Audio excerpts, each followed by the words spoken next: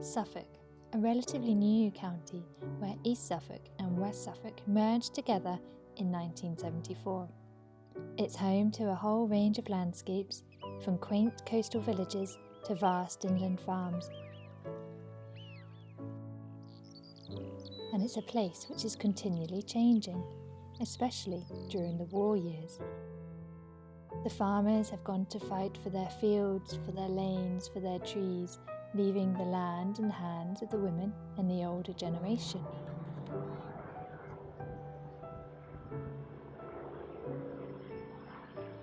And that's where the Women's Land Army comes in. In this documentary, I'm going to be talking to experts in the field. I'm going to be digging up the history of farming in Suffolk and finding out just why the land girls were so important. With the main focus from World War II. I will also be looking at how the Suffolk Punch horse was bred for this county's soil and the plans for the future of this landscape and the land girl legacy. In the National Service Handbook from 1939, it states that in the event of a war, a women's land army will be organised. This body will be a mobile force consisting of women who are ready to undertake all kinds of farm work in any part of the country. The members will wear uniform, although they will normally be employed and paid by individual farmers, and the organisation will supervise their lodging arrangements and their general welfare. This handbook was a guide sharing ways in which people throughout the country could offer their help and services for the approaching war. In Suffolk, there were 2 locations where women could enrol. In West Suffolk, they would go to Crescent House on Angel Hill in Bury St Edmunds, and in East Suffolk, they would go to the County Hall in Ipswich. An interview would take place during which they would be asked questions about their experience in agriculture or horticulture, their present occupation, and whether they can provide references. 2 secretaries in West Suffolk were Mrs. Lindsay Scott and Mrs. Lee Blonde.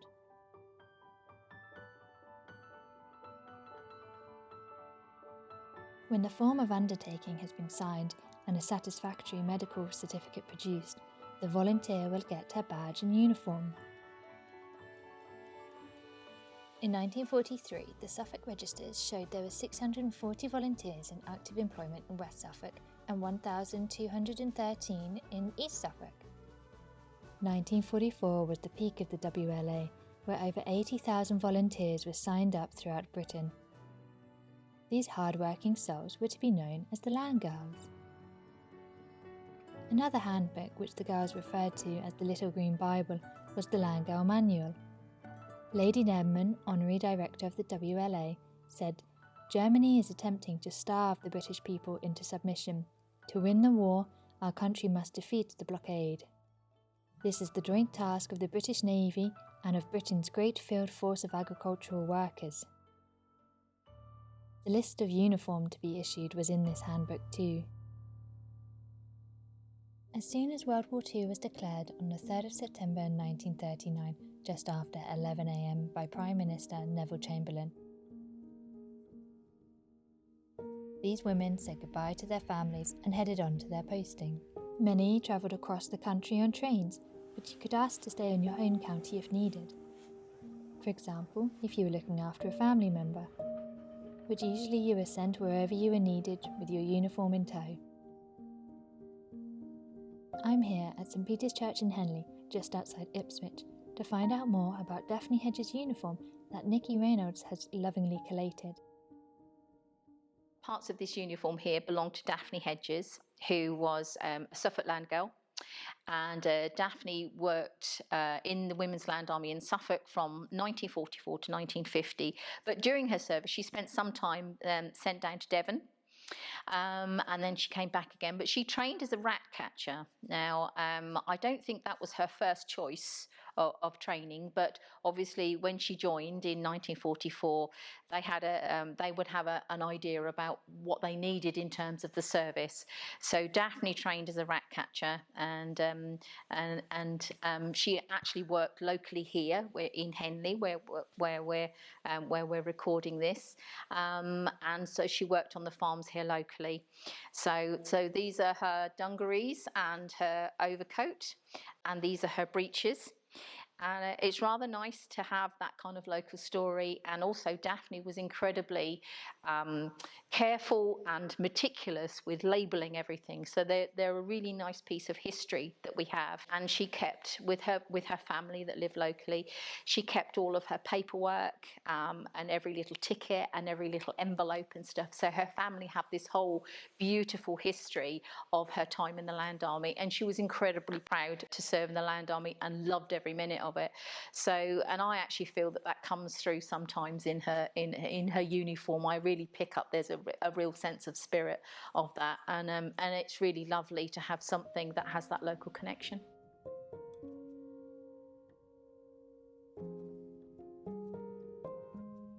My passion for finding out more about the Women's Land Army first started when I was helping my late father go through and organise his photos into albums. Here I have the album we put together, and in it are photos of his mother, Daphne Cross. Daphne was a keen horsewoman, having set up her riding school at Eastwood Farm in Walberswick after the war, and so I decided to take a trip to her sister's house to visit my great aunt Tommy to find out about life in Walberswick as a land girl during those years. When the war was on, and she'd finished her, and she didn't go on anywhere else because nowhere to go on to. She went her and several of the other girls. I know one was Joyce Hamling, and I think Dulcie Goodwin, and there could have been others, but I'm not 100% sure on that. They were in the Land Army. Then they got, when they joined the Land Army, then they had overalls and a uniform and a coat and a hat. But also the American forces came, and they were airfields. They were on the airfields. There's an amazing amount of planes that used to go over Walberswick. Well, Southwold and Walberswick. They dropped a few bombers every now and again. And my sister was just at a good age then. She used to get invitations to all the different things that were going. I used to be so envious because they would have all these tables set out and there was food. Do you know what I mean? They had, the Americans came. I mean, they hadn't been on a ration at all, had they? They didn't know what. And they all looked so lush. And every year. And they used to always have loads of sweets and chocolates, and we used to have a 2-ounce bar of chocolate, and it had to last you a week or maybe more. Every household in the UK had to amend to wartime cooking. There was even a land girl recipe book. Onions were imported, so it was announced to increase their production by 15 times. Today there are around 10,000 hectares of onions grown in the east regions of the UK. So as we know, during the war, everyone was on rations. And so what I would like to show how to make is a Friday pie. It had no meat and it was using staple ingredients, onions, potatoes and a little bit of milk. So the first thing you need to do is parboil the potatoes and onions. The Burnell-Burton potato scheme was developed in Suffolk in the early war years with the objective of using every available piece of land to grow potatoes. His committee included Major J.S. Agnew in West Suffolk, and they aimed to assist the government's Dig for Victory campaign and to bring into cultivation areas of unused land. So what you then need to do is layers of potato, onion, salt and pepper until you get to the top. Potato peat was created to promote using potatoes to save fat and flour and to cook with the skins on no matter what the size. Then the lid of the pie, just make some leaves. So there you have it, your Friday pie. In 1939, Britain imported over 2/3 of its food, and many of the ships bound for this island nation were being sunk. Food production became critical and rationing was introduced again.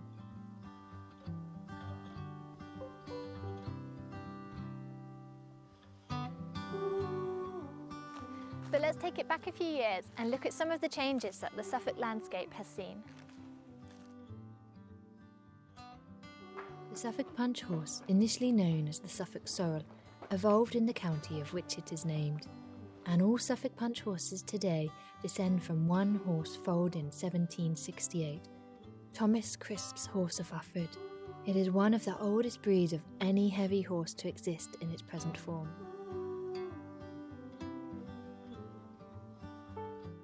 In 1815, at the end of the Napoleonic War, the Corn Law came into action, artificially rising the prices of homegrown corn, that being oats, wheat and barley, with the aim of helping the British farmer. This is when the majority of Suffolk farmers went from dairy farming to growing all sorts of grains, changing the farming practices and techniques dramatically. The Industrial Revolution and the agricultural depression in the 1870s led to British agriculture being totally neglected, with the worst year being in 1879. Then in 1914, almost a third of male farm workers had gone to fight in the First World War, leaving the women to go on intensive courses to learn how to work the land and work with horses.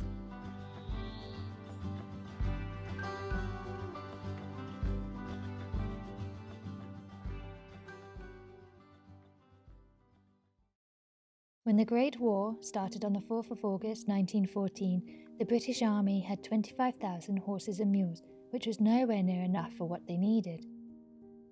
The Army Service Corps remount scheme then recruited over 160,000 within 12 days. The British landscape was stripped. Lighter-weight horses were used and preferred for field artillery, transportation of supplies and munitions. They were the bread and butter of the Army's transport system. The heavy draft horse, however, didn't cope too well in the treacherous terrain of the battlefield. These were the Shires, the Clydesdales, and the Suffolk Punch breeds. Then in 1916, there were poor harvests due to severe storms, and so a form of rationing finally began. Before this, little was done to ensure food supply. In February 1917, a voluntary code of rationing was announced, but this didn't really work, as many poorer communities became malnourished. Therefore, by December that year, compulsory rationing was introduced. 1917 was quite a busy year to say the least. Prime Minister Lloyd George set up a food production department, and it was then when the Women's Land Army was established, with Lady Denman as Assistant Honorary Director, who only 2 years prior founded the Women's Institute. From now on, we'll be talking from 1939 onwards. The Women's Land Army needed women from all walks of life who were not already in agriculture or have worked with horses, but from different backgrounds. There were many land girls in Suffolk who used to be shop assistants, housekeepers, dressmakers. Vivian Broad worked in Addenbrooke's Hospital. Irene Grimwood worked in Churchman's Cigarette Company in Ipswich. Lily Bagley was a machinist making army uniform. And they were all willing to sign up to make this their wartime profession. Just outside Hartest, near Bury St Edmunds, is Chadacre Agricultural Institute, as it was known then, and this was one of the main bases in Suffolk where women honed their skills. Here they would learn how to look after poultry and livestock, how to milk cows and work the harvest. Trainees were asked to take a few compulsory things, including their insurance card, ration books, coupons, ID card and gas mask. Shimpling Training School, which is now a farm leading the way in agricultural diversity, was just around the corner from Chadacre, where former land girl Iris Bird was trained in dairying. I went to talk to her about her experience. I came from Buxton, Derbyshire, and my dad didn't want me to join. I just wanted to do something. And so in the end he said, oh well, we'll see how you get on. I had to go get to Shimpling, and I didn't know what I was going to do, but I went in the dairy and learnt how to milk cows and look after, which was a bit frightening to start with.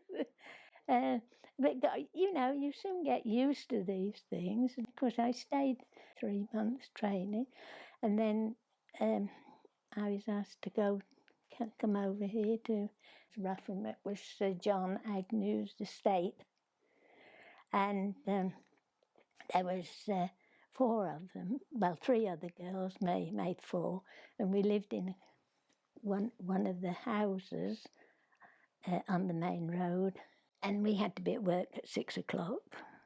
I used to do the milk round.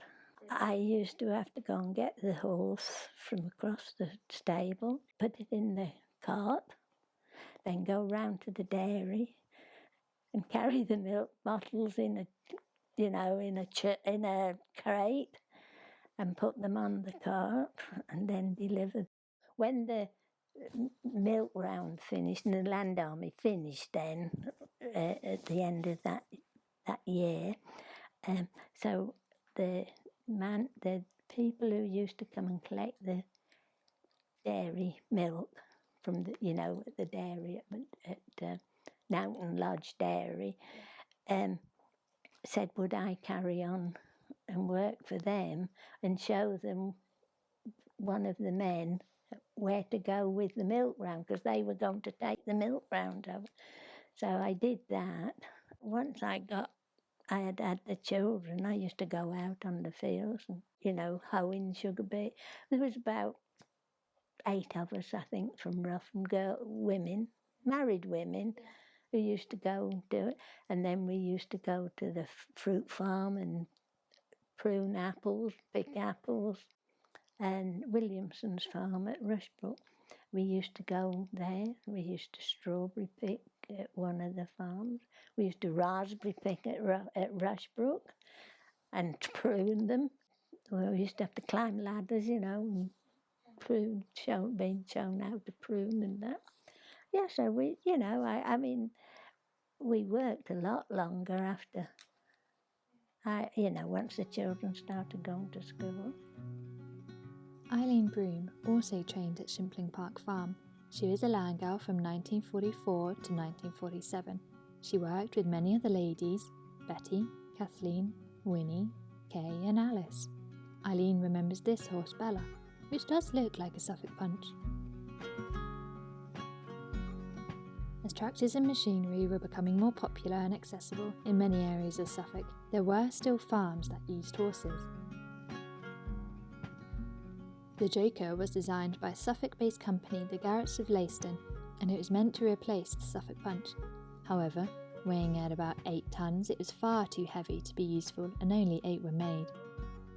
Suffolk farmers had been admired for their management of heavy clay soils, and the development of this horse and its featherless feet are ideal for working this land.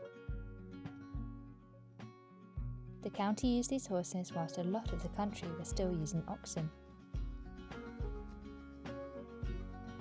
Here at Holsey Bay Colony Stud, there's a strong history with the breed. The Barthorpe family introduced the Suffolks in 1759, and they have been bred here ever since, making this the world's oldest Suffolk Punch stud. There are about 18 horses here, and the Suffolk Punch Trust is dedicated to raising awareness of the breed and preserve the stories for future generations to enjoy and understand. Throughout Suffolk you will find connections to the breed, from the Ipswich Town Football Club logo to pubs throughout villages and towns with names linked to the breed. And down the road in Woodbridge, there's a commemorative plaque in the Garden of Remembrance.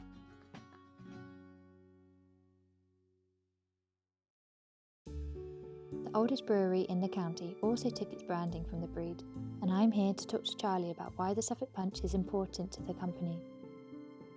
When the brewery was set up down in Ballingdon, obviously the Suffolk Punch would have been heavily involved in the brewing process, from working the land and harvesting the barley, bringing the barley to the brewery, and then also delivering the beer out to the pubs. The Suffolk Punch has been a key animal in my family's lives ever since I was born. My grandmother especially, she chaired the Suffolk Horse Society, so she had an absolute passion for it. And we've still a Suffolk Punch at home, but when she was doing a lot of breeding herself, we had 6 Suffolk Punches at home. So I've always had an affinity for them, and it made sense for me when I took over the brewery to change the logo to a Suffolk Punch, not only for the fact it obviously used to work the land and all the history of it, but also my personal affiliation with them. 1951 was known as the farewell year of the draft horse in the county, the same year that the mare breeding scheme ended, a scheme where the Suffolk Horse Society sold mares to small breeders where the farmer raised and sold the foal for £16 and 10 shillings, and the farmer shared the money with the society if the foal went for more than 20 guineas. tractors gained ground so quickly after the war, and any horses that were left were rapidly removed from the countryside.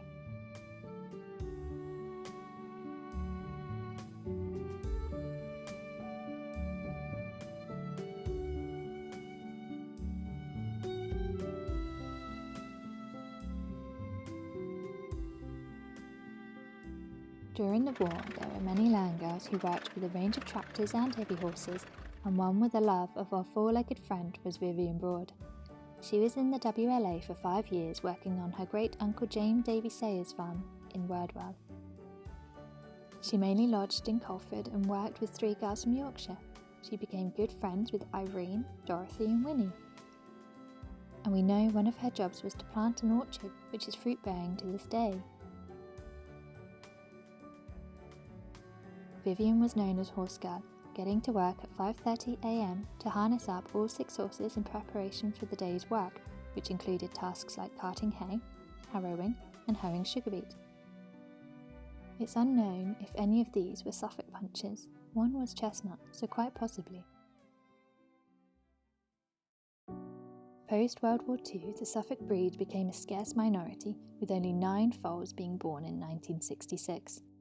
The Suffolk Studbook Association, later known as the Suffolk Horse Society, was one of the first heavy horse societies in Britain, founded in 1877, and I'm here at Reed Hall Farm just outside Bury St Edmunds to talk to former President Nigel Oakley to find out more about the breed. So they were bred to work at the walk, so it had shortish legs but then depth through the heart.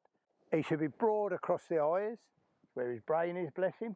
His neck should taper to the shoulder, broad in the shoulder because that's where his collar fits. His knees, big bone but not lumpy bone, should be nice and flat. His pastern joint and hoof should all be at the same angle. The Suffolk, always this colour, chestnut. There are 7 shades of chestnut, but if it isn't chestnut, it's certainly not Suffolk.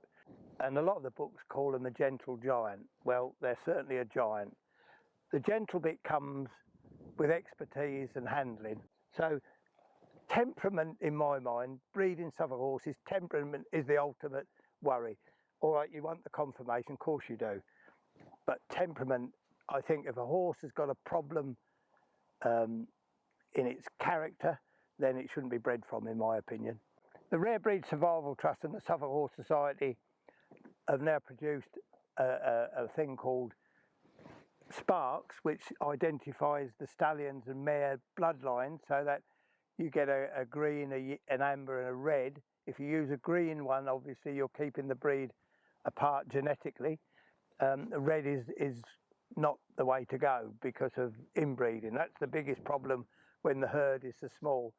All of us now who keep Suffolks are very aware of the fact that they are a delicate breed that's got to be here for perpetuity, otherwise our grandchildren's children are not going to have the privilege of doing what we do now. The problem with the Suffolk horse is on category 1 of the Rare Breed Survival Trust, which categorises critically endangered.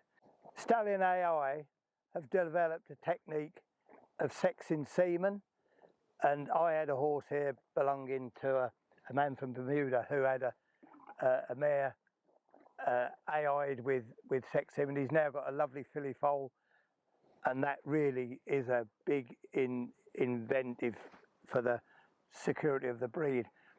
I think this year we started off with a lot more colts than fillies, but that we're now getting where there's still more colts, but the fillies are catching up. And with this sex semen, our last chairman, Mr. George Paul, has sent his mare up for AI.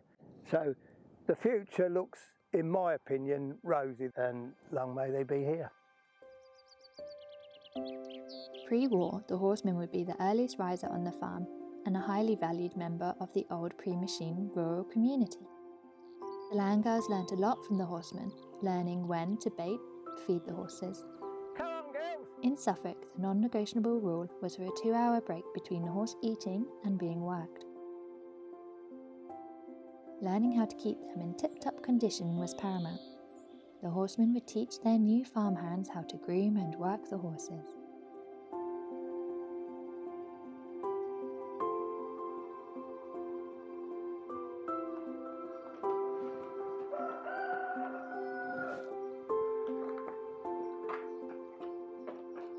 plough harnesses used were made up of a collar, seals, duck fins, and a simple plough back, a light leader band that fixes onto the top of the collar, running down the horse's back to the crupper. And there's a transverse piece of leather across the haunches. The cord that is passed through fixes to a metal loop. The traces in the plough gear were also chains weighing between 7 and 10 pounds. The collar was stuffed with straw and padded with collar flop, a coarse purple-dyed wool made from old rags. In the days of the horse, there would have been a harness maker in every town and in most big villages. The last remaining one in Suffolk was in the Stowmarket area. Sidney Austin, born in 1888, took over his father's business. Work with a horse on a farm in Suffolk would have included jobs like ploughing, drilling, harrowing and muck spreading.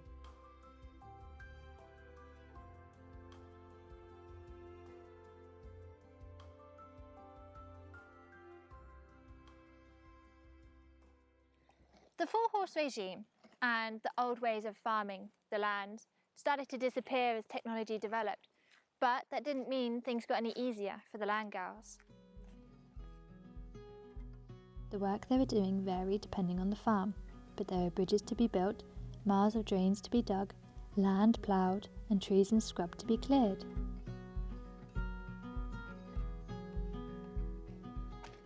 Irene Grimwood and Lily Bagley were based here in the old rectory behind this wall here in Halesworth.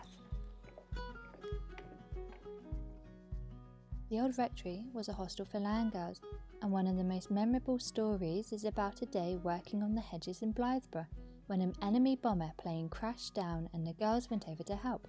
But their forewoman, Mrs. Bilson, favourably known as Billy, stopped them in their steps as a few moments later it exploded with pieces flying all over the place. The girls came back years later to take a peek at their old lodgings. So between the plane crashes, everyday jobs in Suffolk involved potato picking, collecting eggs, pulling and topping sugar beet in the freezing cold, rat catching, pulling turnips and carrots, and of course muck spreading. And these girls worked in all weathers, sun, rain, hail and snow, with the fear of plane crashes never diminishing. On top of that pressure, there were girls on farms in the middle of nowhere in total isolation. They'd never left their parents before and they were missing them. So it was mentally hard work. And no matter how much mouse poo was pulled out of the flour, yes, that did happen, or what the day brought, they kept going. They were even on guard on their bus journeys home.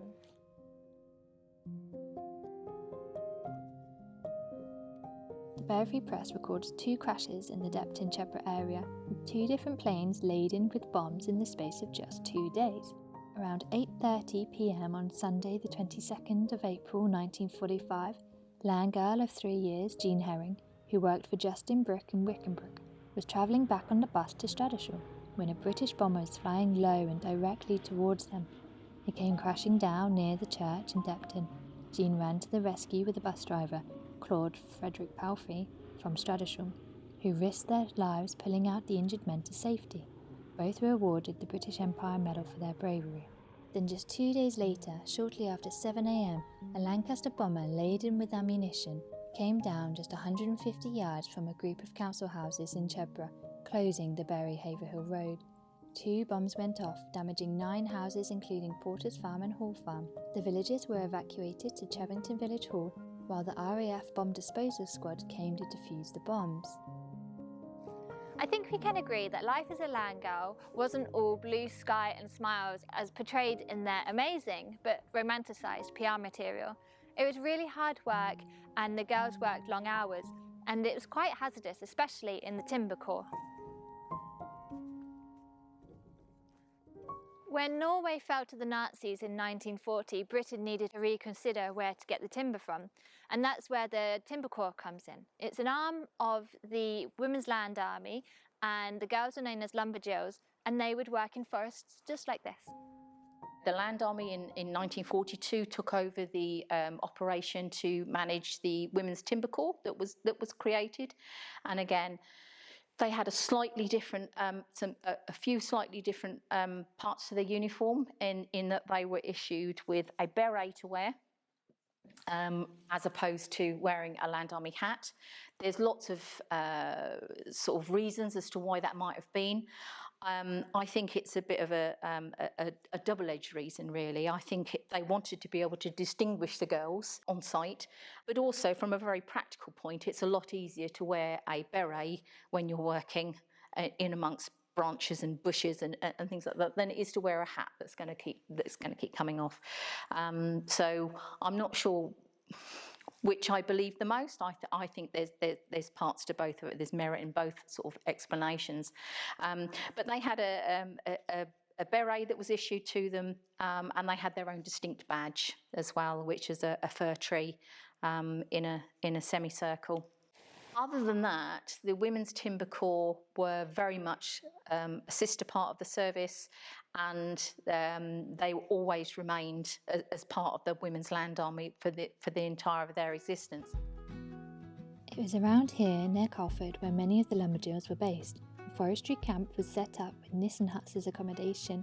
They would have 2 grey blankets and a pillow, but the girls brought their own sheets and pillowcases from home. They would go into the forest and fell the pine trees for timber and trim the hedges, which would allow the military to have uninterrupted views over the countryside should Germany invade.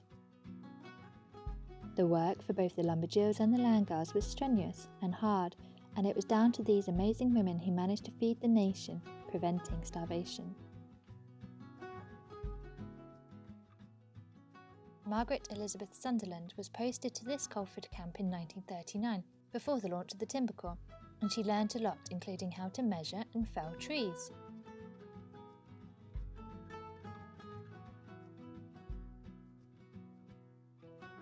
Throughout the years, the land girls went to new places they might never have been before, had new experiences, and made a lot of new friendships.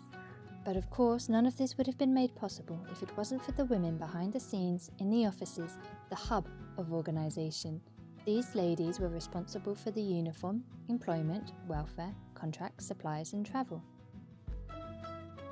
There were regional organisers and county representatives, each managing the volunteers in their newly found jobs. They even organised a Land Girl magazine, which kept the girls from across the country in touch, sharing their stories from their farms, keeping up morale and telling the latest tips and hints to do with their work. But it wasn't all happening in the countryside. London did play a part in the Women's Land Army, so I've decided to take a visit to find out more. The WLA HQ was here in Chesham Street in London during 1944, but were forced out to Sussex because of ongoing V1 flying bomb threats. Any night, all night, for 80 days and 80 nights. V1s were used to attack London from the 13th of June 1944.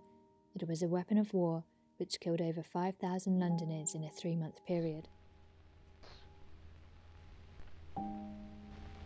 You're a kid at school, and this is your lesson for the day. You're an airman on leave, and this is your welcome mat.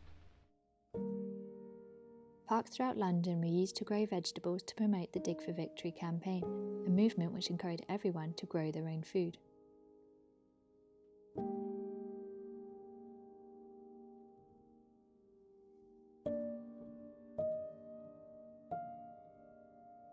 Once the war was well and truly over, 11 land girls from Suffolk went to a farewell parade here at Buckingham Palace in 1950. And today, in honour of these women, I have been invited by the Land Girls at Large and the Soil Cinderellas to take part in the memorial parade to commemorate all those ladies past and present to help their memory live on.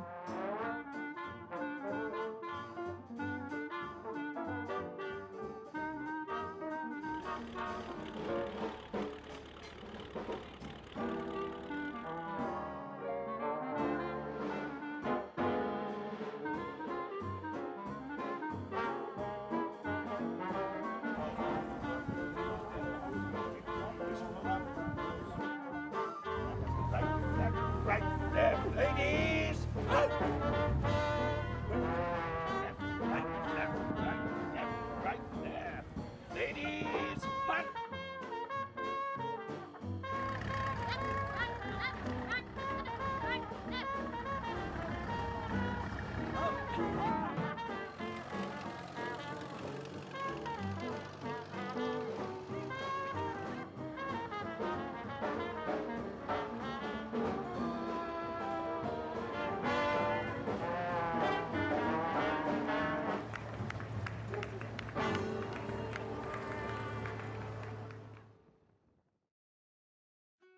Once the war was over, many women stayed on in the Land Army, like Iris Bird, who continued to apple pick and prune for many more years. As editor, Margaret Pike wrote in the September 1945 edition of the Land Girl magazine, "The end of the war does not mean that there is any immediate improvement in the serious food situation throughout the world. The Land Girls remained critical to the country's food supply post-war, and this cover of the Land Girl magazine, drawn by West Suffolk Land Girl Miss E. Wright, symbolises this." At the end of the Second World War, the Women's Land Army didn't receive anything. No gratification, no reward, thank you, nothing. The women were allowed to keep 3 items of their uniform, which they had to buy in the first place. The Queen did, however, send a letter, sharing her and the country's appreciation of the girls' hard work.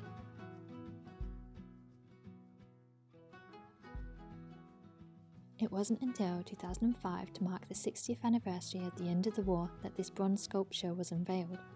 This is the Women of World War II Memorial in Whitechapel. It's 6.7 metres high and 4.9 metres long, and it has a time capsule which Nikki, who we met earlier, placed here. It has lettering which replicated those in the ration books, and there are 17 pegs which have a set of uniforms symbolising the diverse range of jobs the women did during those years. Lady Denman fought to get the girls the gratification they all deserved, but without much luck. She eventually stepped down in 1945 once the government made a donation to the Benevolent Fund. This fund was set up to provide financial help to those land girls who fell ill, got injured, and for retraining post-war. Often there were dances held to raise money. According to the Land Girl magazine, some successful ones were at the Town Hall in Mildenhall, Lakenheath and Bury St Edmunds. There were retraining centres all over the county, and there is a home craft training centre at Cromwell's Cottage in Wepstead near Bury St Edmunds, where the land girls would get a month's training learning domestic skills such as cookery, housework and laundry work. Many women went on to marry local men like Daphne Hedges and start their lives as wives and mothers, still working on the land. Daphne carried on working with horses, and picking carrots in Shotley, and cherry picking in Higham. So what's next? The future of the Land Girls in Suffolk will live on through family members sharing stories, through exhibitions like the Soil Sisters that Nikki and Vicky set up, and through projects and documentaries like mine. The Hold Archive Centre in Ipswich will continue to host exhibitions sharing Suffolk stories and educating and inspiring the next generation. The county's agriculture is also evolving. The first place to grow sugar beet was Abbott's Hall near Stowmarket, and now just the coastal area of Suffolk alone contributes to the overall factory production of 200,000 tonnes of sugar in the British Sugar's Bury factory each year. The size of farms in the east of England has also changed, with the average size in 2019 being 121 hectares, where the national average in England is 87.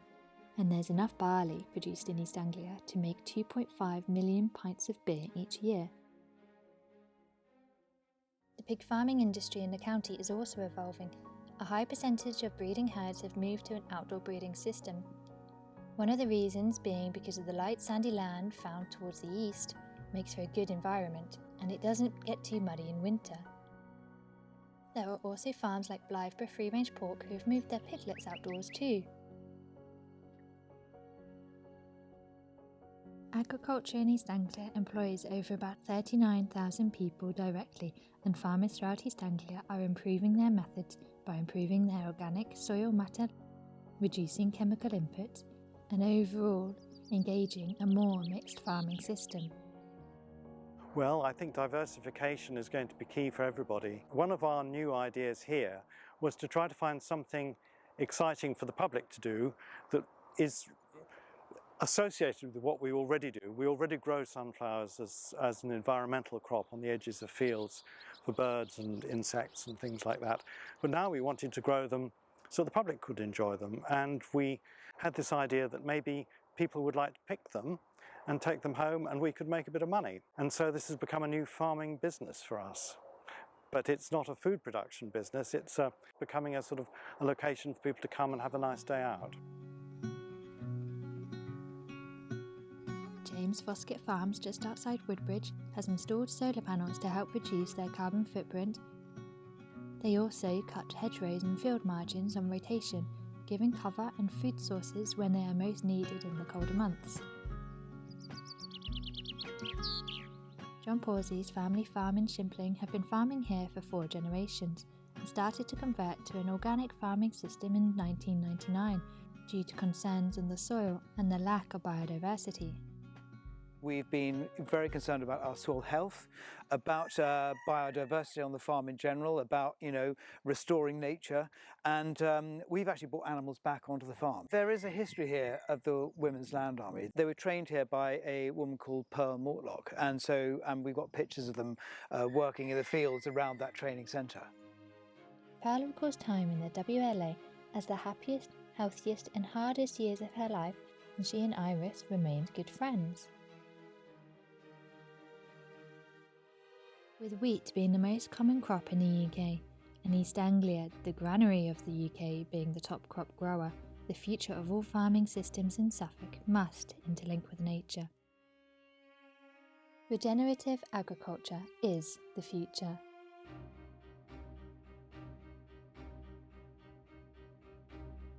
My dad's the reason that I've made this film, and it's only right that we finish here in Halesworth, where he was born. And I've got a bit of a poem written by the land girls who are based here in Halesworth as well, Irene and Lily, so I'm just going to read a quick verse for you.